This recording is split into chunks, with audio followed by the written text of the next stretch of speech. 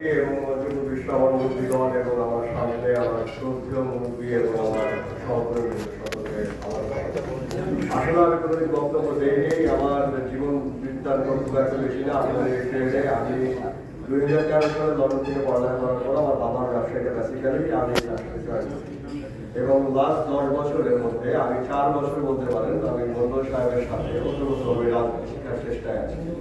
আমি এখন রাজনীতি আমাদের রাতে কিছুটা অংশ আমি হয়তো বা বুঝতে পারছি যে আপনারা কি করছেন এত সুন্দর একটা ট্রেড কিনে। তার মধ্যে প্রথমে বলতে হয় যেহেতু আমি বৃহত্তর ময়মনসিংহের একজন সন্তান, আমাদের এই সংগঠনটা অনেক বড় একটা সংগঠন। বৃহত্তর ময়মনসিংহ ছোট কিছু না, এটা বৃহৎ একটা কিছু। কিন্তু এখানে আমরা যেমন দেখেছি মৌলানা ভাসানী এই দেশের একজন অন্যতম নেতা হওয়ার ক্ষেত্রেও তাকে এখন আমরা বইয়ের পাতা দেখতে পারি, বিভিন্ন ছোট পর্যায়ে চলে যায়। কারণ আমরা হয়তো বৃহত্তর ময়মনসিংহের লোকজন আমরা যে বড় হতে নেয় তাকে আমরা থামানোর চেষ্টা করি, তাকে আমরা খণ্ড বিখণ্ড করার চেষ্টা করি।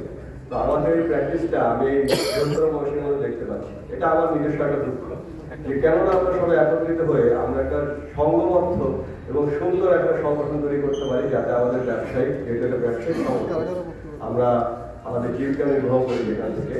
সেখানে যে লোকটি সেই প্রথম থেকে আমরা গল্প শুনে আসছি, আমার বাবার মুখে শুনেছি, বিভিন্ন জায়গায় শুনেছি, একজন লোক যার নাম শুনে সবাই চিন্তা করে যে আসলে উনি আসলে কি ঘটবে।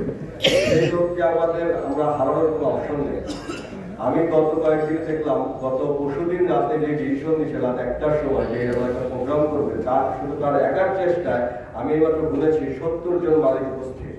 তো তাকে আমাদের ভালোবাসা না, তাকে আমাদের ভালোবাসে।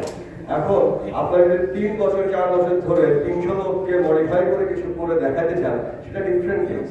ওটা ভালোবাসা, ওটা দেখানো জিনিস। সব করে আমাদের কোনো বেনিফিট নাই। আমরা এখানে প্রত্যেকে নিজের মেধা, নিজের কার্যক্রম দিয়ে নিজের অবস্থান তৈরি করতে চাই। তো এখানে বেসিক্যালি আমার মনে হয় যে আমাদের মুরব্বীর কাছে আমার একটা আবেদন, যারা আমার মুরব্বীরা আছেন, আমাদের সমস্ত আমাদের এই জেলার বৃহত্তর ময়মনসিংহের মাথায় যারা আছেন, আপনারা চেষ্টা করবেন আপনাদের সন্তানদের জন্য, আমরা যারা আগামী প্রজন্মের জন্য আছি, আপনারা এই সংগঠনটাকে বৃহত্তর ময়মনসিংহে এক করে রাখেন। এটাকে কারো কুচক্রে কিংবা এটাকে ভেঙে বিখণ্ডিত করে আমাদের বৃহত্তর শক্তি অন্যান্য সংগঠন সেটা হতে কিন্তু আপনারা এটা আমরা বুঝতে পারি, এটা আমরা সকলে বুঝতে পারি, চিন্তা করলে বুঝতে পারি। খুব সূক্ষ্ম একটা কাজ করবো অন্যান্য ফোরাম করে, এটা আপনার লক্ষ্য রাখেন। এটা আপনাদের কাছে আমরা কত করে বিনতি করবো, আগামীতে আমাদেরকে এটাকে আপনারা যদি আমাদেরকে একটা ভাঙাচোরা কিছু দিয়ে যান, সেটাকে তৈরি করতে আমাদের আরো বেশি কষ্ট হয়ে যাবে, অনেক বেশি আমাদের সময় ব্যয় হবে। তো আসলে আর লাস্ট একটা কথা বলবো, আমার অনেক মুরব্বীরা আছেন, তারা বলবেন। আমি আরেকটা আমার এক্সপিরিয়েন্স, আমি কাস্টমস হাউসে রেগুলারই যাই।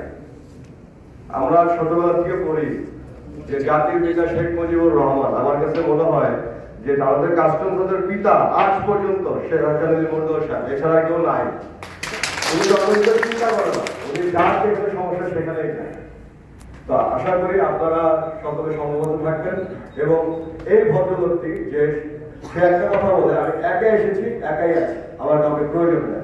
He is the man of one man army, তার কাউকে প্রয়োজন নাই, কিন্তু আমাদের তাকে প্রয়োজন আছে। এটা আপনার সকলে মাথায় রাখেন। He is a friend. Please everybody, thank you for your time. Thank you.